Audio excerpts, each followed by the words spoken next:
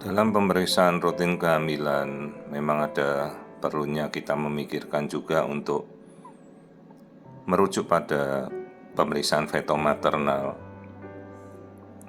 Karena kalau dari pemeriksaan rutin yang kita lakukan, kita tidak bisa melihat kondisi yang cukup jelas seperti kasus ini.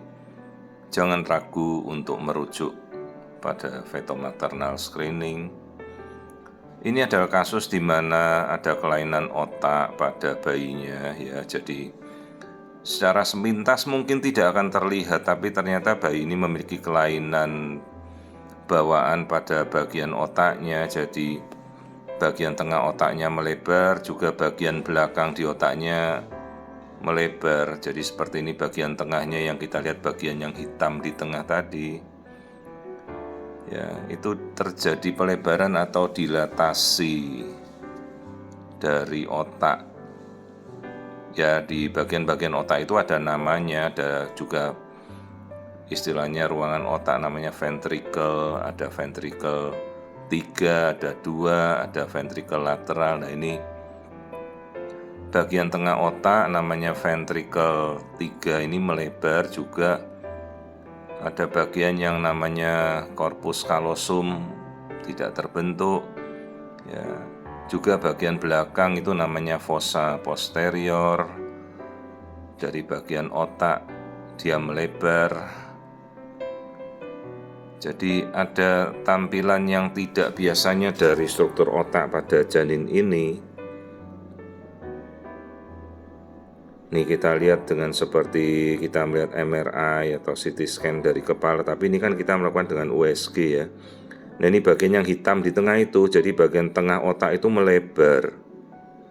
Ini belum sampai ke arah hidrosefalus, ya. Hidrosefalus kan tempurung kepala diameternya sudah melebar, ada lagi yang sudah hancur-hancuran sampai terisi air menjadi hidrosefali. Ini belum, tetapi ini sudah arah menuju kelainan otak yang kecil-kecil terdiagnosa, ya. Jadi dilatasi ventricle 3 dengan atap atau bangunan di atasnya ventricle 3 itu tak terbentuk, atau agenesis corpus callosum.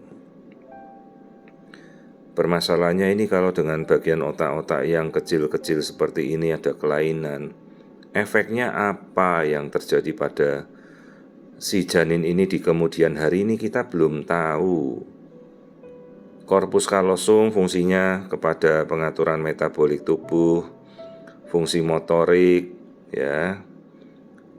Apabila itu tidak terbentuk, sementara bayinya ya lahir biasa, dia bertahan, hanya apa efeknya itu yang perlu kita baca di literatur apabila terjadi agenesis corpus callosum, kemudian nanti ada dilatasi ventricle 3. Apa efeknya ke bayi ini pada saat lahir nanti, ya, pada tahun-tahun pertama kehidupannya.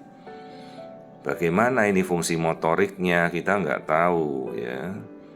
Terus ini bagian dari otak belakang, nah itu yang melebar hitam itu, ini namanya dilatasi ventricle posterior. Jadi dilatasi fossa posterior, bagian yang hitam melebar itu namanya cisterna magna. Ini yang kita ukur ke belakang.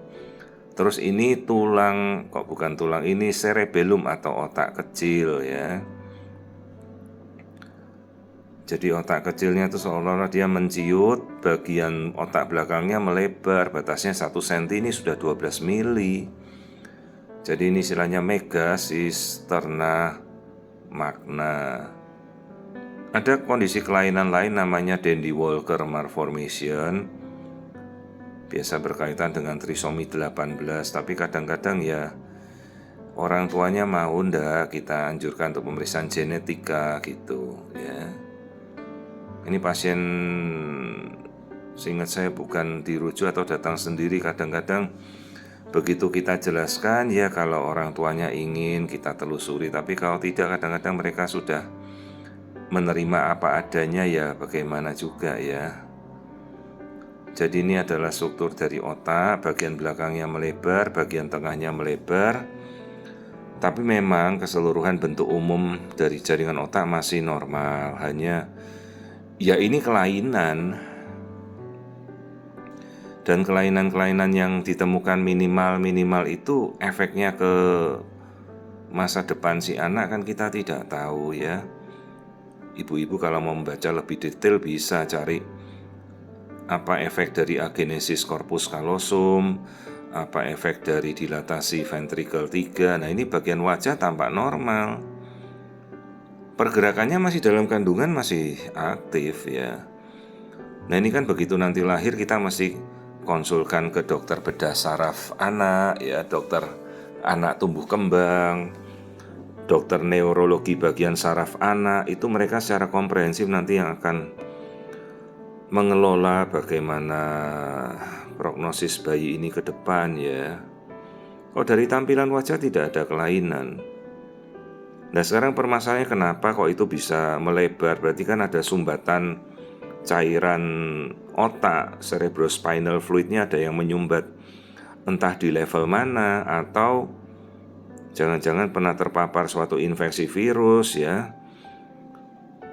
Jangan kita tidak takutlah dengan infeksi virus seperti COVID, juga toxo, parasit, rubella, sitomegalovirus itu banyak sekali ya. Kita tidak kejar ya, kita mau tahu bagaimana.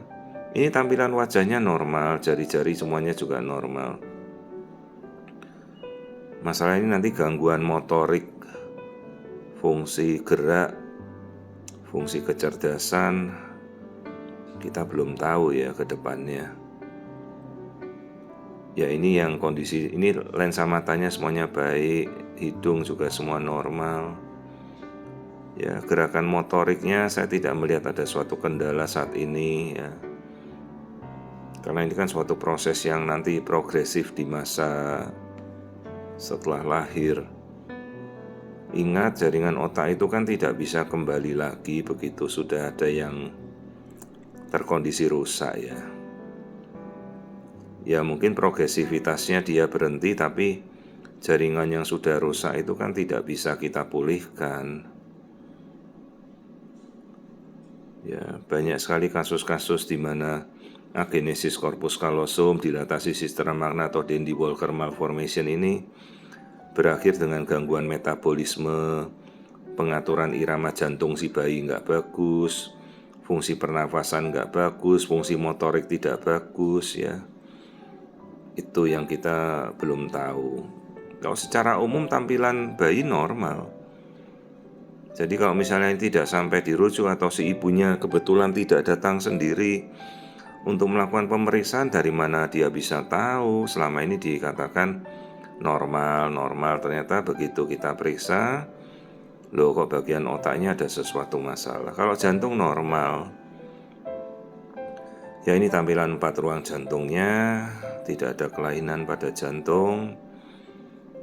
Ya, dan yang kita temukan tadi hanya bagian dari otaknya yang ada masalah. Ini sekitar trimester kedua kalau tidak salah ya. Ya ini kita lihat lambung, kandung kencing. Ini semuanya masih berfungsi dengan normal. Ya jadi ini suatu kasus kelainan di otak bayi, agenesis corpus callosum, pelebaran bagian kepala belakang ya, dilatasi sestera magna. Kemungkinan curiga trisomi 18, belum kita cek genetikanya. Ya ini tulang belakang kita amati semuanya bagus ya, tidak ada tulang yang pecah, tidak ada saraf yang terbuka. Kadang itu berkaitan kalau tulang belakangnya ada yang rusak, bisa saja bagian otaknya juga ikut rusak. Ini normal ya. Jadi kadang-kadang memang kita tidak melakukan pemeriksaan pada konsultan fetomaternal untuk permintaan screening. Tetaplah kita kadang-kadang berhati-hati, kan sebenarnya ini tadi anus ya, jenis kelamin laki-laki. Ada baiknya memang untuk pemeriksaan screening dilakukan. Kalau misalnya tidak dirujuk ya bisa melakukan pemeriksaan sendiri ya.